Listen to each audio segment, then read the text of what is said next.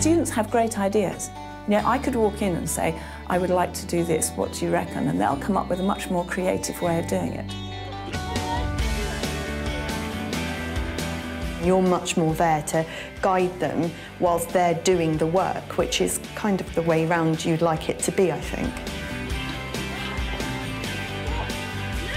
The best sort of example of that is you're walking down the corridor and you can hear the children have already started work before you get there, and actually you walk in and they say, oh yes miss, well, we're getting on, sorry, I haven't got time to talk to you, which is great. You've got to have confidence in your abilities as a teacher, you've got to have confidence in your abilities as a learner, but you've also got to have the confidence to let go of things, you know, to not maintain an iron grip on the class. Independent learning is when you go into a classroom and you don't see the teacher, but you know the children are really actively engaged and committed to what they're doing.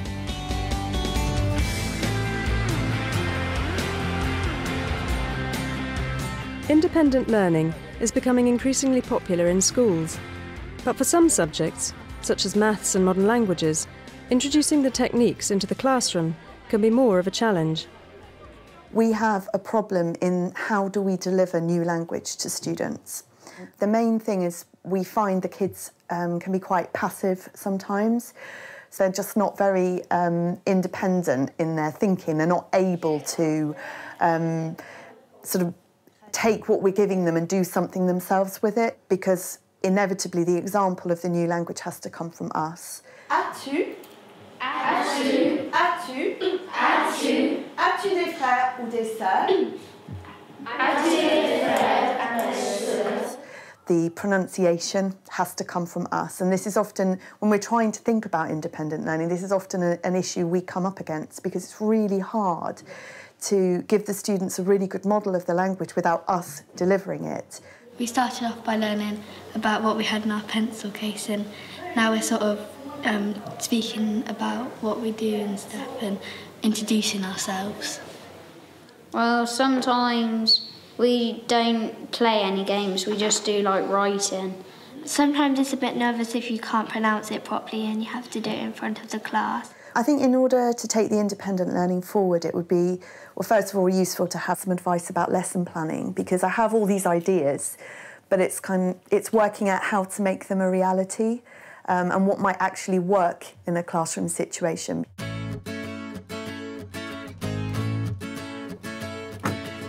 Ex-head teacher and educationalist Jackie Beer advises schools on how best to implement independent learning techniques. Having started her career as an English teacher, she is well placed to assist Lisa in overcoming the particular challenges of teaching foreign languages in a creative and stimulating way. I want to talk to you a little bit about the whole idea of independent learning and what it is and how we can perhaps move towards it generally. What do you feel are the challenges for independent learning? It's really quite difficult for us to sort of think of ways of delivering information to the students that don't involve the lesson being very, very teacher-led. Yes. And I think we often feel that we're just doing all the talking in the lesson, and it's really quite difficult to give the students the opportunity to participate more actively, I think. And more confidently, because one or two of them were saying that, you know, it's that confidence to speak the language and not feel that it's embarrassing. Exactly. What I was thinking about was, with languages, it's getting used to hearing your mouth saying weird things. Literally, to make up some gobbledygook language and almost like get the brain in that challenge, you know, sort of mode of, I don't mind being silly, I don't mind hearing my voice saying funny things, I want to go for it. So what I want to do now is just talk about how I think generally in independent learning, using competencies might be something that will help us. The things we might want them to develop then is their team working skills and their creative thinking skills, which might mean saying, right, we're going to take risks, we're going to be out of our comfort zone, we're going to be mad and crazy, but we're actually going to have ideas that are going to give you skills for learning in a creative way in the future. what I'm trying to get away from is the pencil case. Your pencil case. Yes, I know. I know that. What's in your pencil case, sort of thing. Well, it's kind of obvious here it is. So one of the ideas would be that we could maybe have some kind of project. I don't know. I mean, you'd think of lots of different ideas, but the idea would be they would choose what they wanted to do in their group. They would earn points. They would then ultimately think about their performance, which would be their outcome, would be some kind of performance that uses the language to the class. Some of them might want to do a brochure, some of them could do a little film, some of them could do a song about the school, which we could record. They could do a play. Yeah. One of the things about this choice and challenge and collaboration and independent learning is that they've got to set their own challenge. It's not going to be an easy transition immediately, but the idea is to get them thinking, reflecting on that. So this very thing of handing over some responsibility to the kids to actually think, can I get there? Where am I going? What's it for? What's the journey I've got to take is really what we're trying to do. But that will take a little bit of time to get them into that sort of mode of thinking. I think it's made me feel more confident because I've sort of dabbled with bits and pieces before but never been really sure if I was on the right lines or not.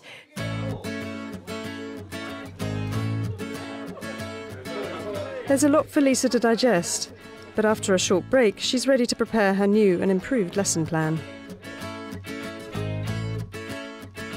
I'm feeling very excited about having a go at the lesson and just sort of interested to see how it's going to go and what the students' reaction is going to be.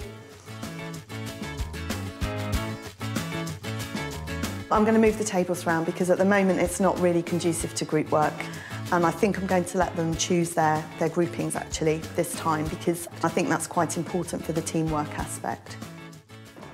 It's going to be a different lesson. It is quite a risk for them. They've got to do some stuff that really is above their level. So it'll be interesting to see how they find that and how they cope with that aspect of it, I think. We can sit anywhere. We can sit anywhere. We can sit anywhere.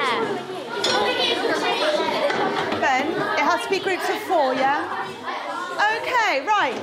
Thank you. I'm going to read you something in English, which I don't do very often in French lessons, do I? But I am. OK. The Jabberwocky, 'twas brillig, and the slithy toves did gyre and gimble in the wabe. All mimsy were the borogroves, and the mome-rats outgrabe. Beware the Jabberwock, my son, the jaws that bite, the claws that catch. Beware the jujube bird, and shun the frumious bandersnatch. Working with a partner, you are going to have a conversation in a new language, which you and your partner are going to make up.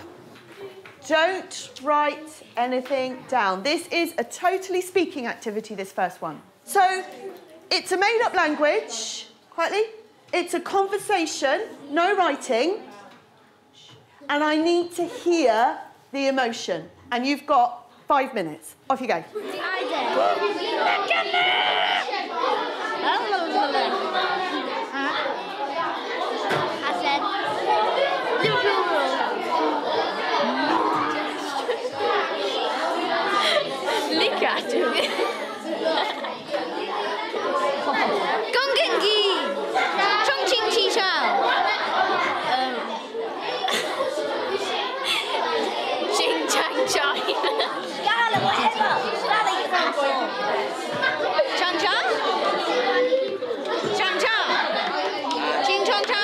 Okay, hands up, please. What was the point? Why did we do that? Yes, Tom. Just to test our imagination on language. Okay, imagination. In that activity, how much does it matter, the pronunciation? Gonzalo? None. None. Why? Why? Because you're just making it up. Because you're just making it up. So you can pronounce it however you like, can't you? How often in French do you get a bit uncomfortable about the pronunciation? Yeah, lots. OK, thank you. Fantastic answers. So we can use our body language, we can use gestures, we can use our faces, we can use emotions, intonation in the way we speak. And that's really important when you're trying to take some risks and have a go at speaking French, is to remember that it's not all about pronunciation, is it? It can be about other things. Fantastic. Okay, so working in your groups, you are going to produce a contribution to a documentary about our school, which we can send to our partner school in France. I'm going to stop talking now, and you're going to do all the work for the rest of the lesson. Should we do uniform? Yeah, and the other one. Show some languages lesson. Yeah, definitely a rap song. We gotta do that. You two can do the music. I can do like the sound mixing, and Gonzalo can sing. That's good, isn't it? Why do I have to sing? Pretend to be teachers. And I can go. Like we could be students sat in the class and call it. And you go, let it blow. Yeah, you got the best voice. No, I haven't. You have. Yeah. No, I haven't. My voice is breaking, so not very good for singing. My voice has broken. Yes, so Tom can't sing unless we're doing like gravel or something. Oh, I can. I could sing. I could sing. You can sing. Yeah, let's not do that one. No, we may only have to say their names. We've got 5 cards. In French. Script and act out. This person on the canteen. Okay, pens down. Right, so you've had a really good session there. I'd like you to just finish off these sentences about how you've worked today. So I feel I did really well at. Next lesson I would like to improve on. My target for next lesson will be 2. And homework. Set yourself a homework.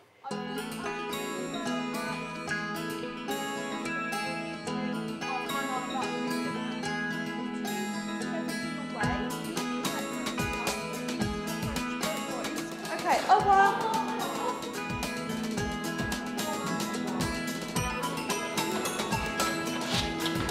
With the lesson a success, it's time for Lisa to reflect on the implications of this new approach.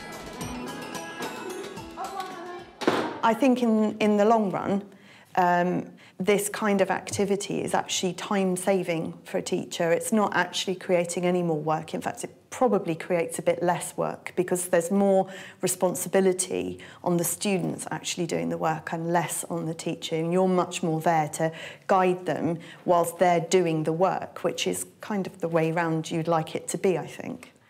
I've never set myself any homework before, only if the teachers set it for me. Usually we do more writing and it's like more boring.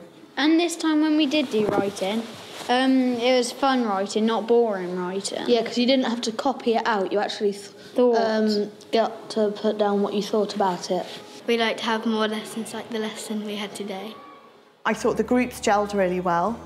Once I set them the task, I think they were really quick to get started. They were absolutely buzzing with loads and loads of ideas.